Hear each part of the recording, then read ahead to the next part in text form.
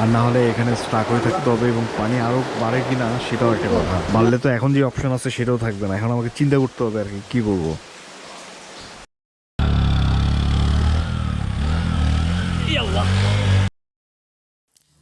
আমি একটা সলতে জ্বলছি আর ছুটে চলেছি গতি নিয়ে, মন ভোলানো সব নতুন জায়গা আর অ্যাডভেঞ্চারের লোভে। কিন্তু এবারে ট্যুরে এমন কিছুর ভিতর দিয়ে যেতে হয়েছে যা জীবনেও ভোলা সম্ভব নয়, ঠিক একটি থ্রিলার মুভির মতো। আমার ঠান্ডা লাগতেছে অলরেডি।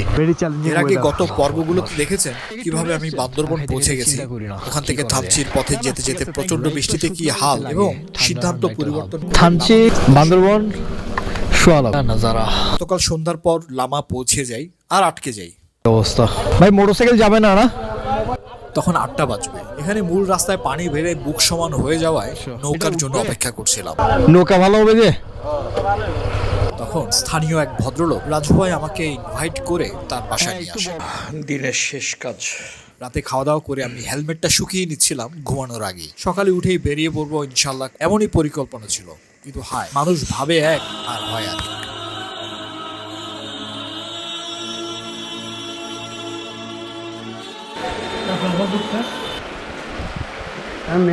আর এই হচ্ছে পানির অবস্থা।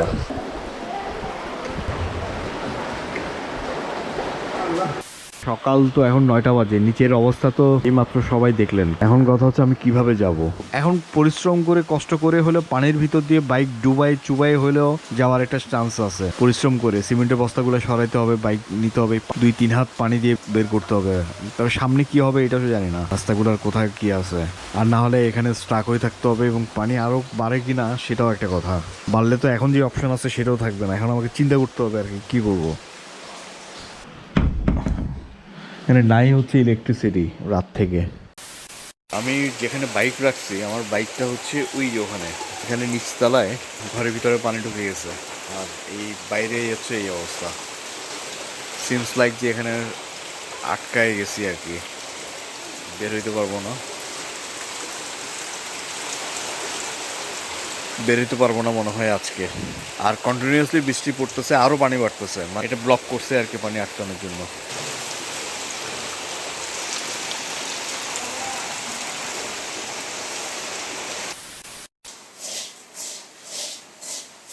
ননস্টপ বৃষ্টি, কি করবো এখন। রাজু ভাই ঝালমুড়ি বানাইলো, বিসমিল্লাহ।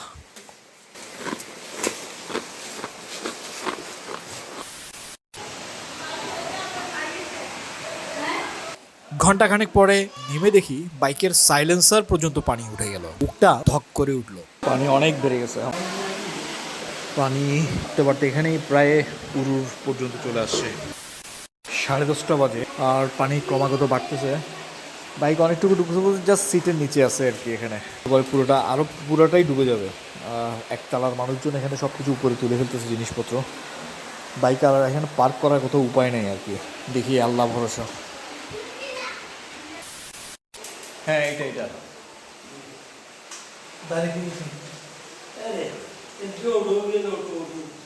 এমন অবস্থা হবে জানলে তো 3-4টা মানুষ ঠিক করে বাইক ছাদেই তুলে ফেলতাম। ইতিমধ্যে সবাই মোটামুটি আতঙ্কিত হয়ে উঠেছে। আমার বাইকের বাপাশের একতলার ভদ্রলোক তিনি তার বাইক খাটে তুলে ফেললেন। আমি রিকোয়েস্ট করলাম আমারটাও রাখতে পারবো কিনা, কিন্তু তিনি বলেন তার খাট একটু নরম, ভেঙে যাবে। যারা একতলার ওদের সব জিনিসপত্র এখানে উপরে আর কি উঠায় রাখছে। ওই আমার বাইক।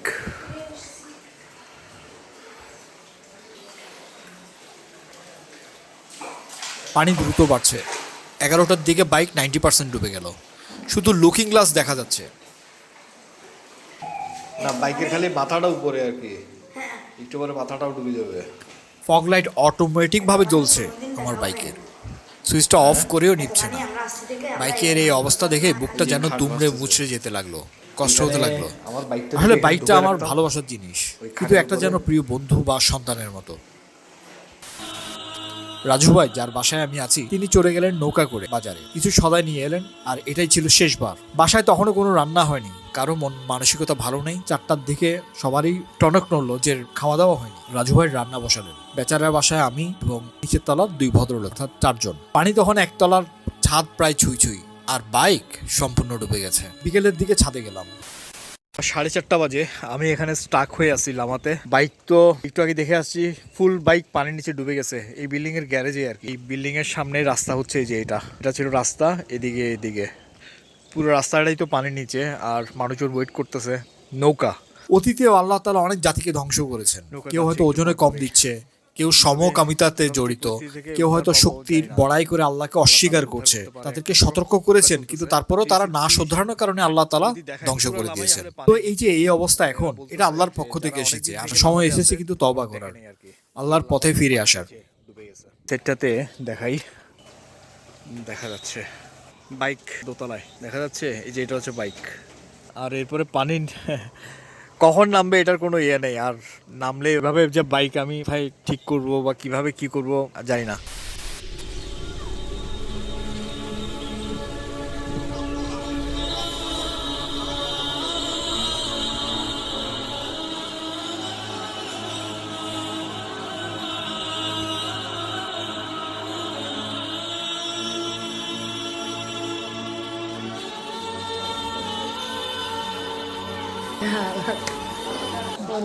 পানিতে ভাসিয়ে যাচ্ছিল নাকি? নামছে চালাইকা করি পানিতে নামে এখন ভাসিয়ে যাচ্ছে না। উনি মনে করছে পারবে, এক হাতে ছাতা আসতে না।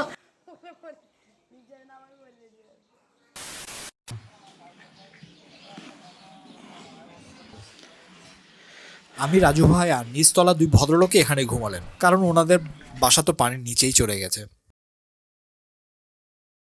বৃষ্টি কিছুটা থেমেছে, তাই পানি আর বাড়িনি। গত রাত থেকে কারেন্ট নেই, পানি প্রায় শেষ। সামান্য একটু পানি আছে খাবার, রান্নার পানি আর ওয়াশরুমের পানি শেষ। সবার মোবাইলের চার্জও প্রায় শেষ। টানা বৃষ্টি, পানি কমার নাম নেই। এবার বাজারে গেলেন রাজু ভাই আর নিচতলার কবির ভাই নৌকা করে। 100 করে 200 টাকা ভাড়া নিল। ফিরে এলেন খালি হাতে, দোকান সব পানির নিচে। তো সদাই পাতি নেই কিছু। আর নিচের তলার ওই 2 ভদ্রলোক ওনাদের চাল ডাল ইত্যাদি কিছু নিয়ে এসেছিলেন, ওই দিয়ে রান্না করা হলো দুপুরে। আর সময় যেন থমকে গেল, খুব খারাপ লাগছিল। বিল্ডিং এর সবাই বাঁচার চেষ্টা করছিল, টাইমটা হচ্ছে সার্ভাইভ করার। আজকে 8 তারিখ, 8ই অগস্ট, মঙ্গলবার। রাজু ভাই আর কবির ভাই ওরা বাজারে গেছে নৌকা করে আর কি, কারণ বাসায় খাবার নাই। কন্টিনিউয়াসলি বৃষ্টি পড়তেছে, আজকে 2 দিন থেকে এখানে আটকায় আছে। ইলেকট্রিসিটিও নাই। মোবাইল বোধহয় একটু পরে, আজকের দিনটা হয়তো চলতে পারে বিকাল পর্যন্ত। যেভাবে বাড়তেছে, একতলা ডুবে গেছে, 2 তলাও ডুবে যাচ্ছে। যদি মারা যাই তখন এটাই আমার শেষ মেসেজ। চার্জও নাই, আর এই তো 25% আছে লাস্ট। এটার পরে আর মোবাইল শেষ হয়ে যাবে। 2 দিন থেকে তো ইলেকট্রিসিটি নাই। বিকেলে আবার ছাদে গেলাম, চারিদিকে থই থই পানি। এলাকার চেয়ারম্যানের পক্ষ থেকে প্রতি বাসায় 2 লিটারের একটা পানির বোতল দিয়ে গেল। হায় রে, পানির নাম জীবন। আবার বুঝলাম কোনো কিছুর জন্যই কোনো পানি নেই, শুধু ওই ময়লা পানি চারদিকে। রাতে খাবার নেই। বাড়ির জমিদার সবাইকে দাওয়াত দিয়ে খাওয়ালেন, ওই বিল্ডিং এর মালিক যিনি।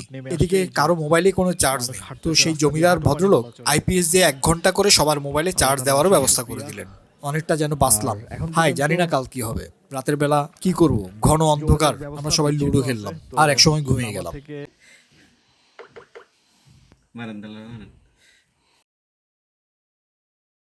ভোর 5টা বাজে। পানি এখান থেকে ছিল, কমে আসছে একটু। সকাল 11টা বাজে। লাচ্ছা সেমাই খাচ্ছি। বাইরে কন্টিনিউয়াসলি বৃষ্টি, তবে আপডেট হচ্ছে পানিটা একটু কমছে। আমার বাইক দেখা যাচ্ছে, কিন্তু বৃষ্টি থামতেছে না। বাসায় এই রুমে আমরা 4 জন আর কি। রাজু ভাইয়ের, আমি আর নিচের তলার 2 জন, ওনারাও রাতে এখানে শুয়েছেন। আল্লাহু আকবার।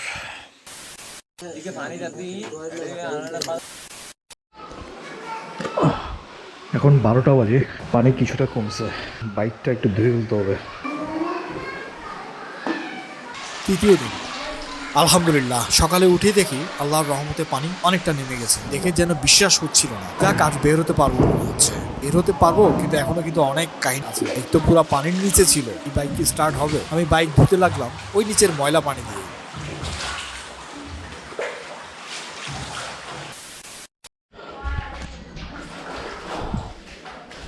আল্লাহু আকবার।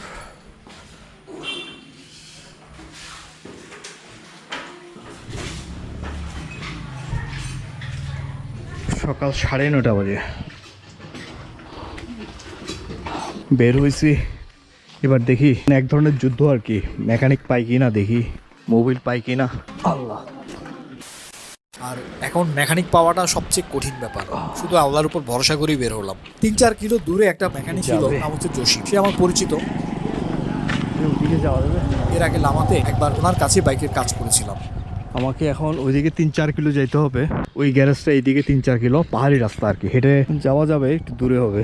তো ভাবলাম আগে যাই মেকানিকের কাছে, কথা বলি। হেঁটে যাওয়া যাবে না, কোনো কিছুই পাচ্ছিলাম না। করতে হবে একটা গাড়ি যদি পাওয়া যায়, একটা বাইক পেয়ে গেলাম। এই মোটরসাইকেলের মেকানিক থাকবে ওইদিকে। ইয়া করবো, কথা হচ্ছে ওইটা না, ধরেন এখন তো ধরেন কাজও করতে পারতেছি না কোথাও, গাড়ি ওইখানে গিয়ে কাজ করা মানে স্টার্ট নিতে পারবো না, কারণ অনেক কিছু খোলা লাগবে, যার কারণে ধরেন একটা এখানে মাহিন্দ্রা আছে, সিএনজি আছে, ধরুন একটা খুলে এখানে নিয়ে আসলে যাই করা লাগুক এখানে করে এখানে। আচ্ছা আচ্ছা আচ্ছা, বুঝতে পারছি। ওইটা হলে বেস্ট হবে। আমি রেস কয়টা নিয়ে যাবো? না না, ঠিক আছে, তো ওইখানে তো পরিবেশও নাই, ওখানে পরিবেশন নাই। আর আপনার যদি আনতে অসুবিধা, ধরুন আমি আনবো, যাই, সমস্যা নেই। আচ্ছা আচ্ছা, তাইলে কেউ যদি হেল্প করতে পারে, আমি ধরেন আমাদের এখানে মাহিন্দ্রা আছে, সিএনজি আছে, বড় ভাইরা অনেক আছে। আচ্ছা আচ্ছা, আর যদি গাড়িতে করে সম্ভব না হয়, আমার লুক দিয়ে দরকার হলে টাইনা হলে নিয়ে আসবো। ভাই এটা বলছেন যে মনটা ভরে গেল। আমি আমাদের এখানে মেহমান, আমি সর্বোচ্চ চেষ্টা করবো আপনার। আচ্ছা, থ্যাংক ইউ ভাই, আমি খুবই টেনশনে আছি। আমার বাড়িও ভাঙে গেছে তো, ও আচ্ছা, এটা আমার বাড়ি। তো এখন আপাতত গর্ত বা পশ্চাৎ পায়খানা করার জন্য বাথরুমগুলো পরিষ্কার করতেছি। আল্লাহ, কি অবস্থা! খাইলে তো পশ্চাৎ পায়খানা এখানে তো উঠে গেছিল পানি। হ্যাঁ, এখানে যে আমার এতটুকু আছে, ওই এখানে। আল্লাহ, 87-97 হয় নাই, হয় না এরকম? ও আল্লাহ, তার সাথে 6 ফিট হবে দাদা, কিছু মনে করবেন না। হ্যাঁ, 27 বন্যায় এখানে এরকম হয় নাই। তো পরে আবার একটা বাইকে করে চলে গেলাম। তো ওখানে গিয়ে বাইক কাদাতে কি অবস্থা, তো ওখান থেকে বাইক বের করে মেইন রাস্তাতে আনলাম।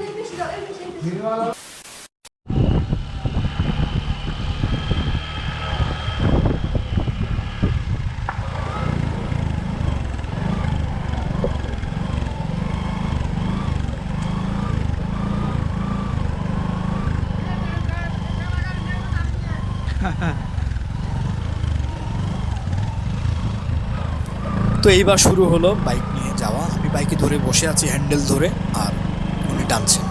আর বাইক, আর আমি হেলমেট আনি নি, তাই হাত দিয়ে এক হাতে আবার রেকর্ডও করছিলাম আপনাদের জন্য।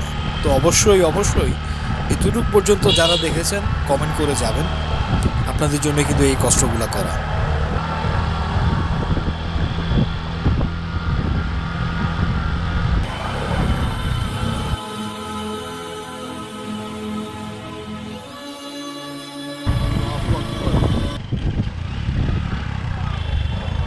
আল্লাহ,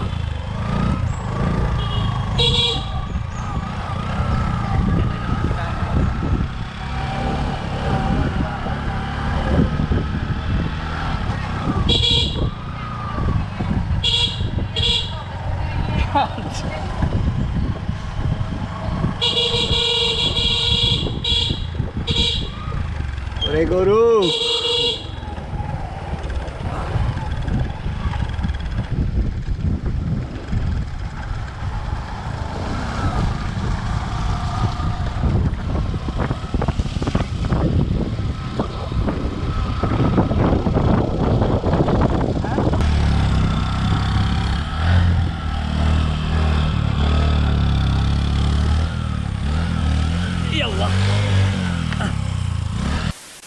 আল্লাহ, যাক আলহামদুলিল্লাহ, ভাই কষ্ট করছে এটা। ওরে বাপ রে বাপ, এ কি অবস্থা! তাৎক্ষণিক স্টার্ট করে লাই ভাইয়া, হ্যাঁ, কুলে দোয়া করিও, টপ লাইট জ্বলতেছে।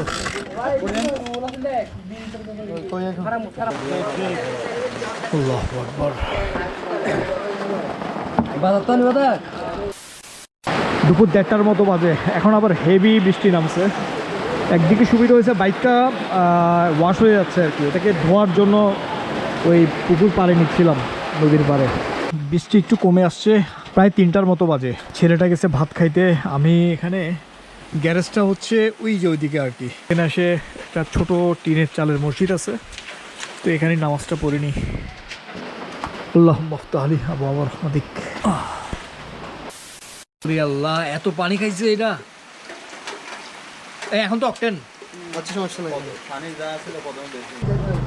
বাপ এত পানি ঢুকছে কেমনে?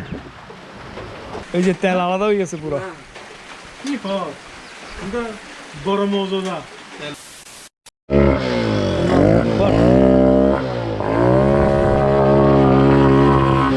বিকাল 4টার দিকে আলহামদুলিল্লাহ বাইক স্টার্ট নিছে। এবার জাস্ট সামনে এখানে পুরা কাদা, এগুলা একটু জসিম ভাই ইয়ে করে দিচ্ছে। এই হচ্ছে জসিম ভাই আমার, মানে এই বিপদের মুহূর্তে সবচেয়ে মানে হেল্প করলো। মাগরিবের আজান দিল মাত্র 7টা বাজে, এখন মাত্র সব কিছু বাইক সেট হলো। আর পুরা লামাতে এই মাত্র কারেন্ট আসছে আজকে 3 দিন পরে, যেতে ওখানে দেখা যাচ্ছে কারো মোবাইলে কোনো চার্জ নাই, কিছু নাই।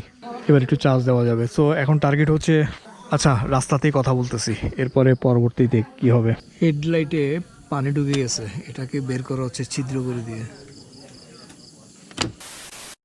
8টা বাজে, 8টা 10। তো রাজু ভাই থেকে বিদায় নিয়ে ব্যাগ ট্যাগ নিয়ে রওনা দিলাম। বিসমিল্লাহ। লামা থেকে এখন যাচ্ছি একেবারে টার্গেট হচ্ছে চিটাগাং। তবে যাওয়ার সময় ওই গ্যারেজে ওদের বিলটা পে করে দিয়ে যাব।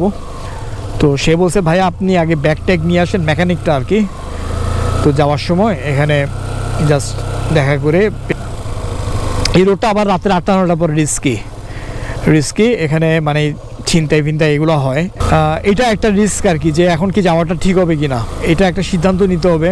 একটা বেনিফিট হচ্ছে যে ওই এখান থেকে লামা থেকে আলীকদম যাওয়ার যে রোডগুলো সব ব্লক আজকে। ইয়াংসা ব্রিজ যেটা, ওইটা ভেঙে গেছে পানিতে। তো ভাঙার কারণে সবাই চকরিয়া যাচ্ছে এই রোড দিয়ে। এখন দেখি এদিক দিয়েই যাওয়ার প্ল্যান, অথবা কে জানে থাকতেও পারি, দেখা যাক কি হয়। তখন প্রায় 9টা বাজে, এত রাতে যাওয়াটা কি ঠিক হবে এই চিন্তা করতে করতে মন সায় দিচ্ছিল না। পরে ওখানে থেকে গেলাম। এই গ্যারেজের কাছে একটা মসজিদ ছিল। জসিম বলল আমার তো আজকে ঘরে শোয়ার উপায় নেই, আমি আজকে মসজিদেই শুব, আপনিও চাইলে এখানেই শুতে পারেন। তো সিদ্ধান্ত হলো ওখানেই শুব। রাতে দুজন অনেক রাত পর্যন্ত কথা বলে একসময় শুয়ে গেলাম।